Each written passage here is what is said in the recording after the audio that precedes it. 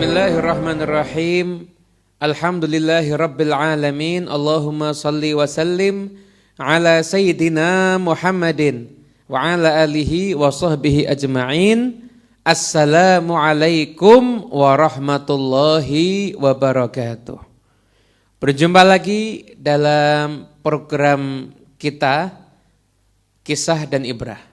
Pada kesempatan kali ini tema yang akan kita bahas adalah jika para ulama wafat. Apa yang terjadi jika para ulama wafat? Tentunya bagi kita yang ditinggal, kita mendapati satu musibah yang sangat besar dengan wafatnya para ulama.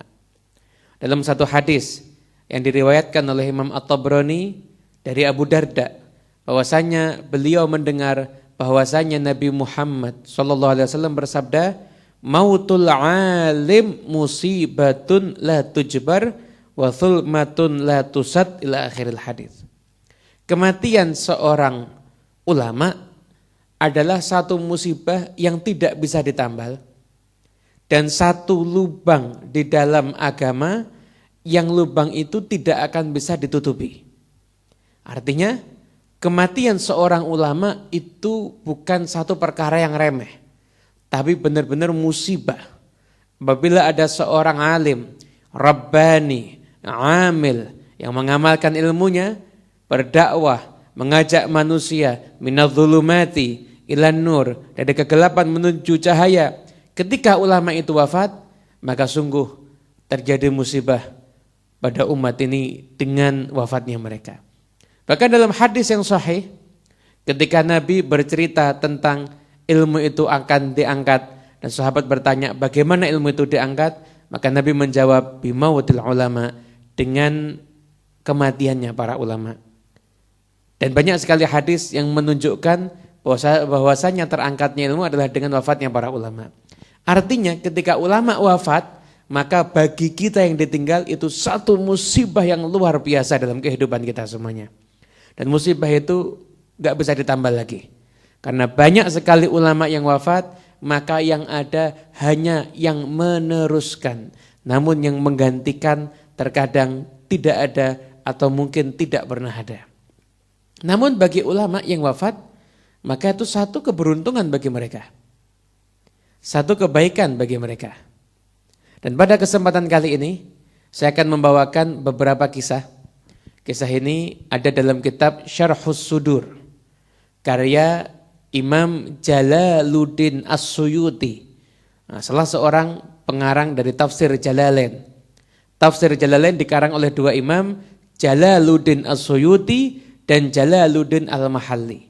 Jalaluddin As-Suyuti punya kitab judulnya Syarhus Sudur, dan di bagian daripada kitab ini ada kisah-kisah ulama yang telah meninggal dunia, namun ada sahabatnya, muridnya yang diizinkan bermimpi berjumpa dengan ulama tersebut. Lalu kita bisa ambil pelajaran apa yang terjadi setelah ulama itu wafat.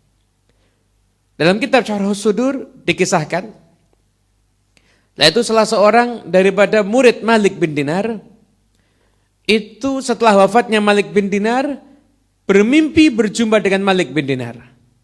Lalu bertanya, "Ma sana'allahu bik?" Apa yang Allah perbuat dengan dirimu, hai Malik? Maka Malik menjawab, "Khairan." Allah berbuat kebaikan kepada saya.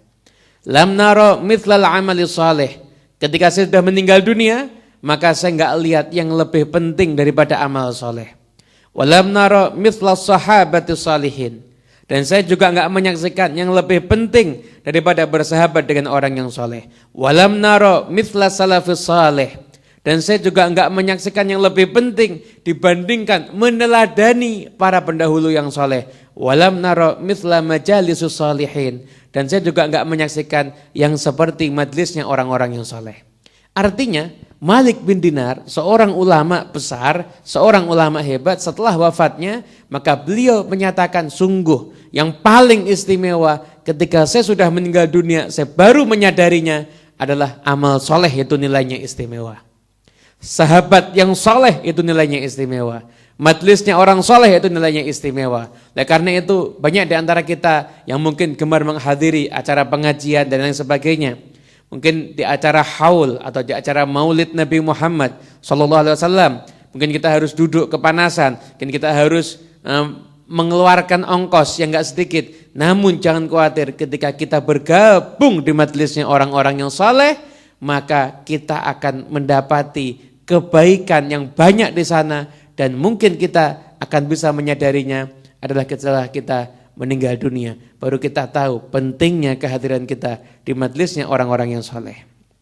Kemudian juga dikisahkan dari Abdul Wahab bin Yazid Al-Kindi, bahwasanya beliau bermimpi berjumpa dengan Aba Umar Ad-Dharir. Lalu ditanya, "Ma fa'alallahu bik?" Apa yang Allah perbuat kepadamu? Maka dia menjawab, "Ghafarali." Allah mengampuni aku, merahmati aku. Maka dia bertanya lagi, "Fa ayyul a'mal wajadta afdal?" Amal apa yang kamu dapati itu amal yang paling afdal? Maka dia menjawab, amal yang paling bagus adalah ma antum alaihi minas sunnati wal ilmi, yaitu yang telah antum jalani saat ini.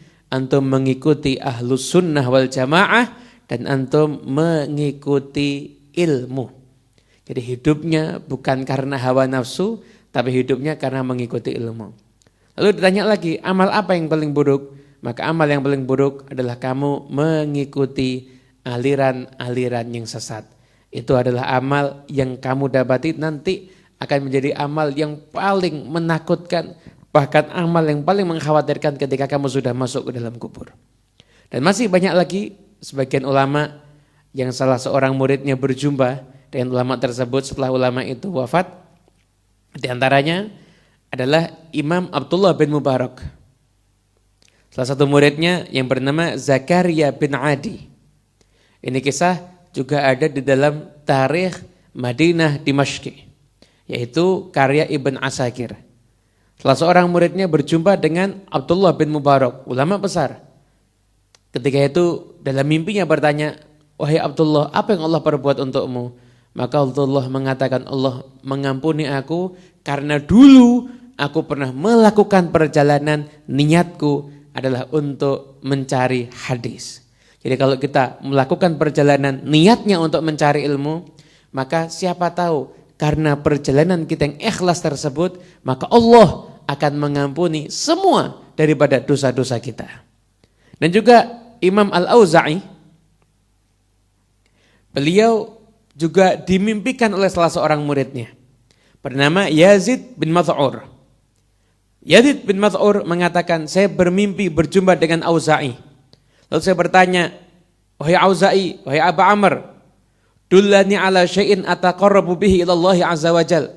Tolong saya dikasih tahu amal apa yang bisa dekatkan saya kepada Allah Subhanahu wa taala.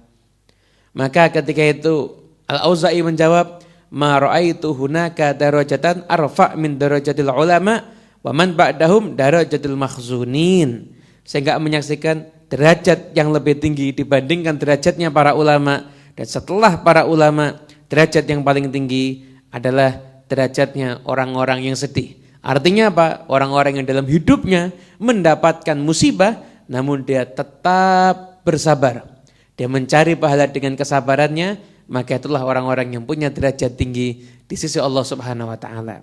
Dan terakhir, karena enggak perlu saya panjangkan, di kitab ini ada sekian halaman, hanya kita pilih yang sekiranya bisa menggugah hati kita semuanya. Karena memang kajian kisah dan ibrah itu singkat. Di antaranya adalah Umar bin Abdul Aziz, punya putra bernama Abdul Aziz. Abdul Aziz berjumpa dengan ayahnya Umar bin Abdul Aziz setelah ayahnya itu wafat. Berjumpa dalam mimpinya.